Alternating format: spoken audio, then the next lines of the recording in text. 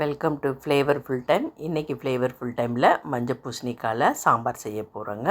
இது ரொம்ப நல்லா இருக்குங்க. நீங்கள் வித்தியாசமாக இந்த மாதிரி செஞ்சு பாருங்கள். கண்டிப்பாக உங்களுக்கு ரொம்பவே பிடிக்கும். ஈஸியாகவும் செஞ்சிடலாங்க. அதை எப்படி செய்யலான்ட்டு பார்க்கலாங்க. ஃபஸ்ட்டு நான் துவரம்பருப்பு ஒரு 100 கிராம், ஒரு சின்ன டம்ளரால் ஒரு டம்ளருங்க வேக வச்சு மஞ்சத்தூள் போட்டு வேக வச்சு எடுத்து வச்சுருக்கேன்.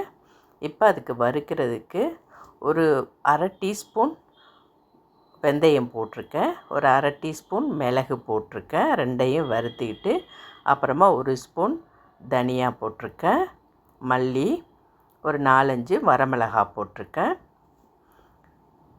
சின்னதாக ஒரு அரை டீஸ்பூன் அளவுக்கு மட்டும் எண்ணெய் விட்டு வறுத்துக்கிறேன். இந்த மேல் பொடி செய்கிறதுக்கு இந்த அளவுக்கு இருந்தால் போதுங்க. ஒரு டீஸ்பூன் ஜீரகமும் போட்டுக்கிட்டேன். நிறைய தேவையில்லை. இந்த குவான்டிட்டிக்கு இந்த அளவுக்கு நீங்கள் இதை வறுத்துக்கிட்டாவே போதும். கருவேப்பிலை ஒரு கொத்து போட்டு அதையும் சேர்த்து வறுத்து இதை தனியாக ரொம்ப கருக விடாமல் லைட்டாக வறுத்துட்டு மட்டும் எடுத்து வச்சுக்கலாம். இப்போ அதே கடாயிலேயே எண்ணெய் விட்டுக்கலாம்.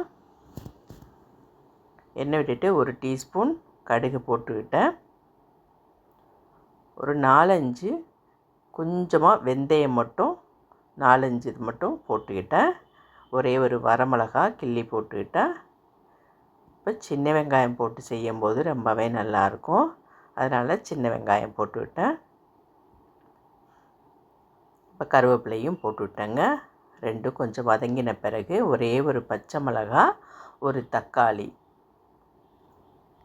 இது கொஞ்சம் நல்லா வதங்கட்டுங்க. இது வதங்கிறதுக்கு கல் உப்பு போட்டுக்கிட்டு நல்லா தக்காளி எல்லாம் நல்லா மசிஞ்சு வந்துருச்சு பாருங்கள். இந்த அளவுக்கு நல்லா மசிஞ்சு வந்த பிறகு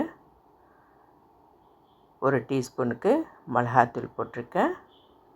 அதே மாதிரி ஒரு டீஸ்பூன் மல்லித்தூள் போட்டிருக்கேன். சாம்பார் தூள் ஒரு ஸ்பூன் போட்டிருக்கேன். உங்களுக்கு காரம் கொஞ்சம் கம்மியாக வேணும்னா கொஞ்சம் ஒரு டீஸ்பூன் விட கம்மியாகவே நீங்கள் மிளகாத்தூள் போட்டுக்கோங்க. இப்போது கட் பண்ணி வச்சுருக்க இந்த மஞ்சள் பூசணிக்காயை இதில் சேர்த்துக்க போகிறேன். இந்த மாதிரி கொஞ்சம் ரொம்ப சின்னதாகவே இல்லாமல் ஓரளவுக்கு பெருசாகவே நான் கட் பண்ணி எடுத்து வச்சுருக்கேன். அப்போ தாங்க குழையாமல் இருக்கும். அதுக்காக இந்த சைஸில் கட் பண்ணி எடுத்து வச்சுருக்கேன். இதையும் சேர்த்து அதோட தக்காளி, வெங்காயம், மசாலா எல்லாம் போட்டிருக்கோம்ல, வதக்கிட்டு நமக்கு எந்த அளவுக்கு திக்னஸ் பார்த்துக்கிட்டு தண்ணி ஊற்றிக்கலாம். இன்னும் கொஞ்சம் கூட தண்ணி விட்டுக்கலாங்க. தண்ணி விட்டுட்டு இப்போ நல்லா கொதித்து வரட்டும். காய் நல்லா வேகட்டுங்க. காய் நல்லாவே வெந்துருச்சு பாருங்கள். நல்லா குழஞ்சிட வேண்டாங்க. எல்லாமே காய் முழுசாக இருக்கும் பாருங்கள். பிச்சு காமிக்கிறேன் பாருங்கள். இப்படி பிச்சா தான் உடையுது. அந்த அளவுக்கு வேக வச்சுக்கலாம். ரொம்ப குழஞ்சிராமல் ஒரு சின்ன நெல்லிக்காய் சைஸ் அளவில் புளி எடுத்து ஊற வச்சு அதை கரைச்சி எடுத்து அதையும் ஊற்றிக்கிட்டேன்.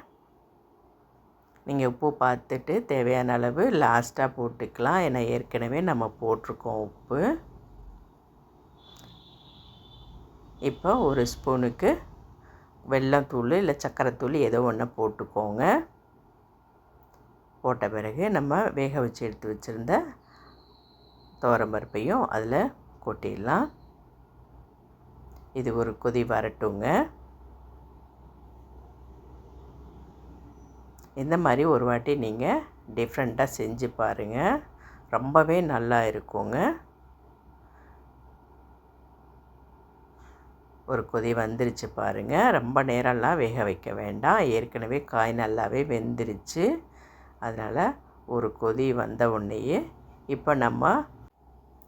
இப்போது வறுத்து வச்ச பொடி செஞ்சு எடுத்து வச்சுருக்கேன் பாருங்கள். இதையும் இது மேலே கொட்டிடலாம்.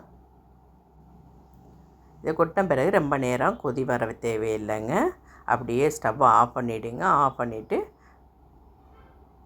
நல்லா கிண்டி விட்டுடுங்க.